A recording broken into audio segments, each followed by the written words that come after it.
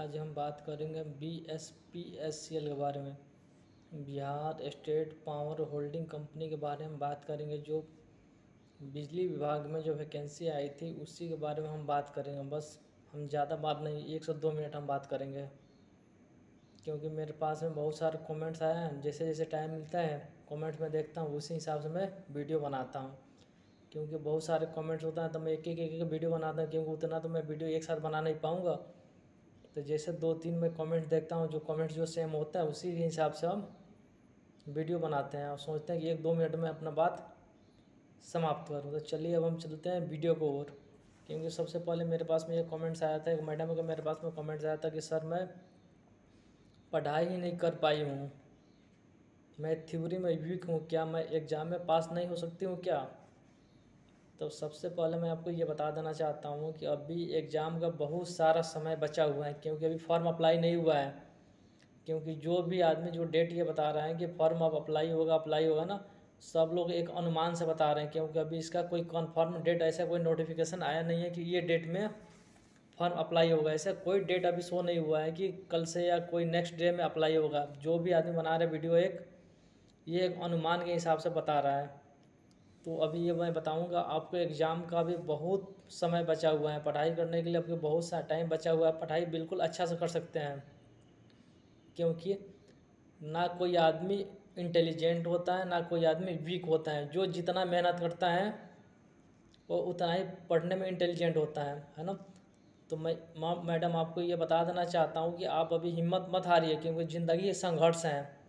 इंसान के जब तक ज़िंदगी होती है तब तक संघर्ष करना चाहिए, क्योंकि मेहनत से पीछे नहीं हटते। आप जैसे जैसे मेहनत करेंगे ना, नॉलेज उसी हिसाब से होगा। आपने पहले ही हार मान गया कि मैं वीक हूँ, आप वीक कैसे हो सकती है मैडम? आप पढ़ाई कीजिए, बहुत सारा समय बचा हुआ है। ऑनलाइन बुक देख लीजिए, बहुत सारा बुक आ रहा है, जैसे किरण पब्लिकेशन का हो गया, खान सर का बुक हो गया। जो भी आपका अच्छा बुक जिसका भी लगे ना, उसके एक बुक ले लीजिए। बाकी आपका ITI की जो थ्योरी है वो थ्योरी देखिए। कंप्यूटर है, कंप्यूटर का कुछ क्वेश्चन आप देख लीजिए, क्योंकि एग्ज़ाम में पास होने के लिए ना, पास होने के लिए ये थ्योरी या प्लस कंप्यूटर, ये 2 चीज़ बहुत मायने रखता है ना।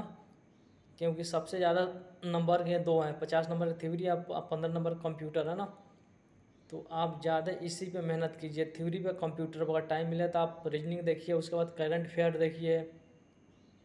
उससे भी टाइम मिले तो इंग्लिश देख लीजिए, क्योंकि इंग्लिश तो ज़्यादा नंबर का नहीं आता, 4 नंबर का इंग्लिश आता है ना। तो आप अपने आप को वीक मत माननी है कि मैं बहुत वीक हूँ, मैं एग्ज़ाम में पास नहीं हो सकता। नहीं, वीक कोई नहीं होता ना। जो जैसा मेहनत करता है उसी हिसाब से होता है। क्योंकि अभी बहुत सारा टाइम बचा हुआ है, कम टाइम नहीं है अभी, बहुत 2-3 महीने टाइम बचा हुआ है। क्योंकि अभी फॉर्म अप्लाई नहीं हुआ है। जब फॉर्म का नोटिफिकेशन आएगा तो 1 महीना आपको पूरा टाइम मिलेगा फॉर्म अप्लाई करने के लिए। फिर 1 महीने आप जब अप्लाई हो जाएगा, उसके 2 से 3 महीने बाद आपका एग्ज़ाम होगा। तो कुल मिलाकर आपको अभी 3 से 4-5 महीना अभी समय बचा हुआ है। तो आप बिल्कुल अच्छे से तैयारी कर सकते हो मैडम। आप हार मत मानिए, बिल्कुल दिल से मेहनत कीजिए। और मेरे पास कमेंट आया था कि सर मैं MP से हूँ, क्या मैं फॉर्म का अप्लाई कर सकता हूँ क्या? तो बिल्कुल, आप किसी भी स्टेट से हैं, इसमें नोटिफिकेशन में ऐसा कुछ है नहीं, कुछ दिया नहीं था, लेकिन आप किसी भी स्टेट से है ना, आप फॉर्म का अप्लाई कर सकते हैं। लेकिन हाँ, एक चीज़ उसमें है, जो बिहार स्टेट का जो स्टेट का जो बेनिफिट मिलेगा, जो वहाँ का जो उसको बेनिफिट मिलेगा, वो बेनिफिट आपको नहीं मिलेगा। बट आप फॉर्म अप्लाई कर सकते हैं। तीसरा मेरे पास ये कमेंट आया था कि सर ये पेमेंट का नोटिफिकेशन तो ये 12 मई को ही आया था। हाँ, 12 मई को तो ये आया था, नोटिफिकेशन आया था। लेकिन ये नोटिफिकेशन में कुछ खास नहीं, उसमें यही लिखा हुआ है कि जो आप पेमेंट कर BSPCL को जो आप पेमेंट करेंगे वो भारत का करेंसी होना चाहिए, यानी अदर स्टेट का करेंसी नहीं होना चाहिए, पहला चीज़। दूसरा चीज़ उसमें यह था कि अगर आप किसी ऐप से उसका पेमेंट अगर कर रहे हैं, अगर जैसे हम अपने फ़ोनपे, पेटीएम जैसे ऐसे हम पेमेंट करते हैं, कभी कभी क्या होता है कि पैसे हमारे डेबिट हो जाता है ना, लेकिन पैसे उसमें फंस जाते हैं। तो उसके लिए वो दे रखा है, अगर आप किसी ऐप से आप पेमेंट कर रहे हैं ना, तो उसके लिए वो जो हमारे BSPCL है वो जिम्मेदार नहीं है, यानी वो जिम्मेदार नहीं। आप जिस एप्लीकेशन से पेमेंट करेंगे वो एप्लीकेशन के बारे में आप जानिए, बाकी एप्लीकेशन जान रहे, बाकी BSPCL वो इसके ज़िम्मेदार नहीं है।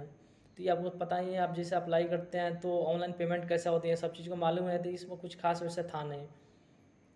तीसरा चीज़ ये है कि पहले जो एग्ज़ाम हुआ था 2018 में एग्ज़ाम हुआ था, या 2018 में आप जो भी पहले एग्ज़ाम होता था ना, वो एग्ज़ाम कंप्यूटराइज नहीं होता था, लेकिन आज के डेट में जितना भी एग्ज़ाम हो रहा है वो सारे एग्ज़ाम कंप्यूटराइज होता है। तो ये भी अगर एग्ज़ाम होगा तो ये भी कंप्यूटराइज होगा, आपको कंप्यूटर बेस पे आपको एग्ज़ाम देना होगा, उस पर क्वेश्चन आएगा, उसी हिसाब से आपको एग्ज़ाम देना होगा।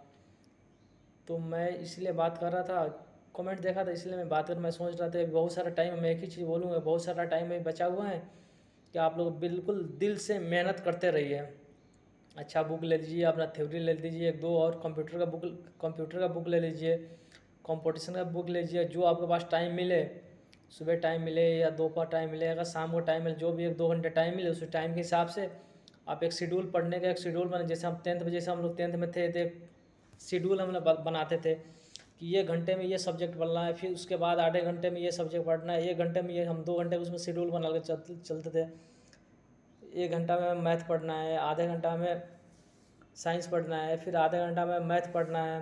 तो ऐसा शेड्यूल बनाइए, कंप्यूटर से एग्ज़ाम देना है तो कंपटीशन का देना है तो शेड्यूल बनाए, शेड्यूल के हिसाब से पढ़ाई कीजिए। 2 घंटे का आप शेड्यूल बनाइए, जैसे 1 घंटा में दिन में टाइम मिल जाए तो उस टाइम के हिसाब से शेड्यूल बनाइए, उस टाइम के हिसाब से पढ़ाई कीजिए। जैसे 1 घंटा हमने आधा घंटा थ्योरी पढ़ लिया तो उस आधा घंटा कंप्यूटर पढ़ लिया, आधा घंटा हमने रीजनिंग पढ़ लिया, आधा घंटा करंट अफेयर पढ़ लिया। इसी हिसाब से आप शेड्यूल बना के फिर पढ़ाई करते रहिए। अभी बहुत सारा टाइम बचा हुआ है।